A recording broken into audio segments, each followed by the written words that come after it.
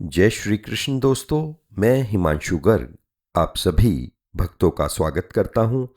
आज हमारी चर्चा का विषय श्रीमद् भागवत गीता का अध्याय संख्या 2 श्लोक 19 से 30 तक रहेगा।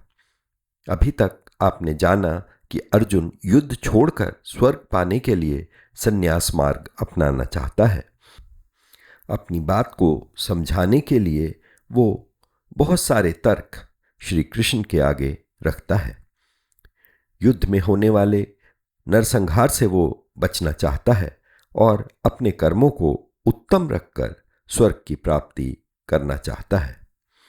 इसके लिए वो श्री कृष्ण से कई प्रश्न करता है। अर्जुन के प्रश्नों का उत्तर देते हुए श्री कृष्ण कहते हैं कि स्वर्ग से भी उत्तम मोक्ष है, जहां पर कोई सुख दुख और पुनर्जन्म नहीं है। वो मोक्ष को पाने के लिए योग्यता बताते हुए अर्जुन को समझाते हैं कि मनुष्य दो प्रकार से जीवन जीते हुए मोक्ष प्राप्ति कर सकता है। एक तो आत्मयोग या सांख्य योग या ज्ञान योग को जानकर या उसके मार्ग पर चलकर, तथा दूसरा कर्म करते हुए कर्म योग द्वारा मोक्ष की प्राप्ति की जा सकती है। सांख्य योग में निराकार व भक्ति साधना से मुक्ति को प्राप्त किया जा सकता है, जबकि कर्म योग में वो सिर्फ सामान्य सांसारिक कर्मों को करते हुए सुखों को भोगते हुए मोक्ष की प्राप्ति कर सकता है। क्योंकि अर्जुन ज्ञान की बातें कर रहा है, इसलिए श्री कृष्ण सबसे पहले उसको ज्ञान योग या निराकार साधना के सिद्धांत के बारे में बता रहे हैं। प्रभु श्री कृष्ण कहते हैं कि यह आत्मा सत्य है, अशर है, अर्थात यह आत्मा सत्य है और सत्य कभी नहीं बदलता।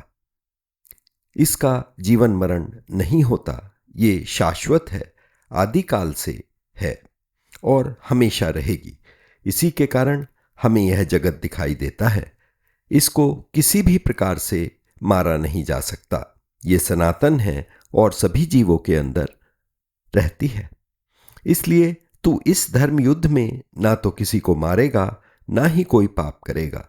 ये शरीर नश्वर है, स्थायी नहीं है। यह तो मरेगा ही, चाहे तू किसी को मार या मत मार। परमेश्वर श्री कृष्ण अर्जुन को समझाते हुए कह रहे हैं कि यदि तू संन्यास मार्ग भी अपनाना चाहता है और मोक्ष की प्राप्ति करना चाहता है, तो भी तू युद्ध कर, क्योंकि ऐसा करने से ना तो तू किसी को मारेगा, ना ही कोई मरेगा। श्लोक संख्या 19।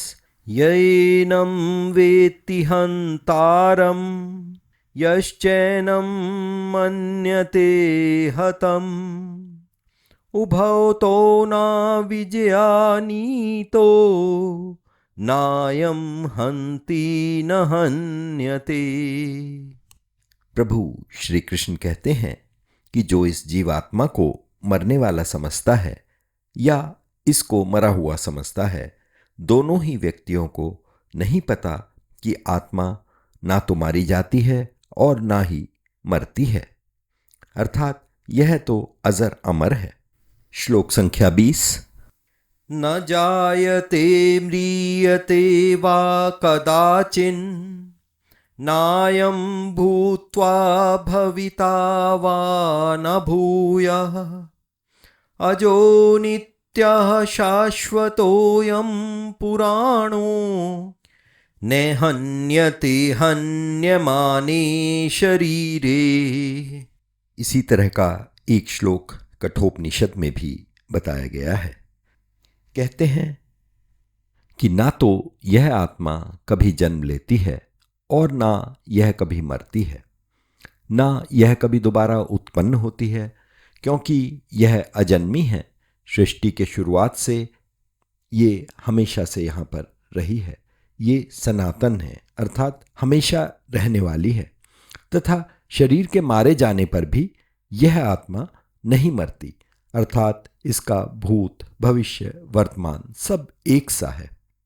यहाँ पर एक प्रश्न मन में आता है कि जन्म के समय क्या आत्मा जन्म नहीं लेती? जी हाँ, बिल्कुल, आत्मा जन्म नहीं लेती। जन्म तो शरीर लेता है और उसके अंदर यह चेतना के रूप में उपस्थित रहती है। श्लोक संख्या 21। वेदा अविनाशिनं नित्यं येनम् अजम् अव्ययम् कथं स पुरुष पार्थ कम धातयति हन्तिकम्। अर्थात हे पार्थ, जो पुरुष इस बात को समझ जाता है कि आत्मा का नाश नहीं हो सकता, ना इसका जन्म हो सकता है, ये हमेशा से है और रहेगी, ये कभी नहीं बदलती, तो वो व्यक्ति किसी को कैसे मार सकता है या मरवा सकता है। श्लोक संख्या 22।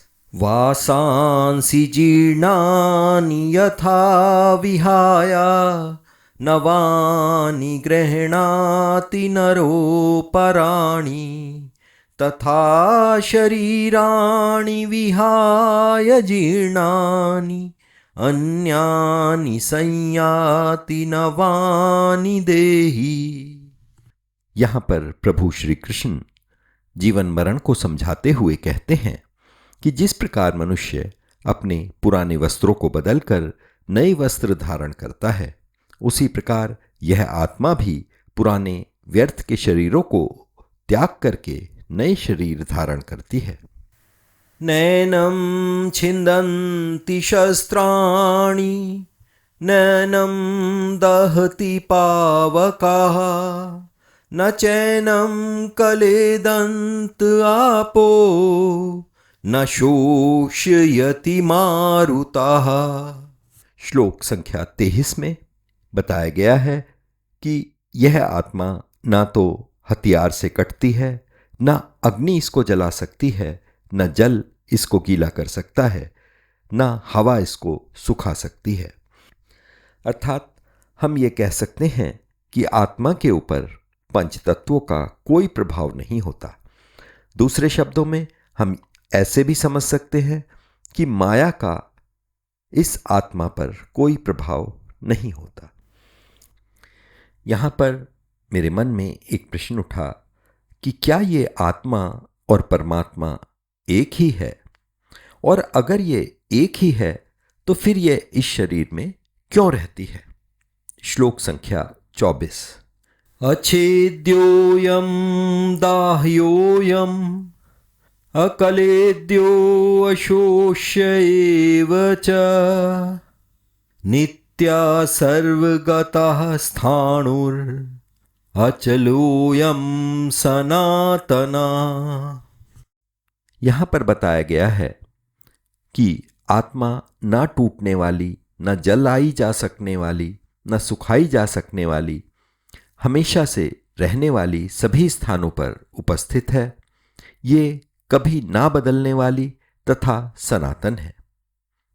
यहां पर भी प्रश्न उठता है कि क्या ये सूर्य, अंतरिक्ष, अन्य ग्रहों पर भी है? और सनातन है क्या?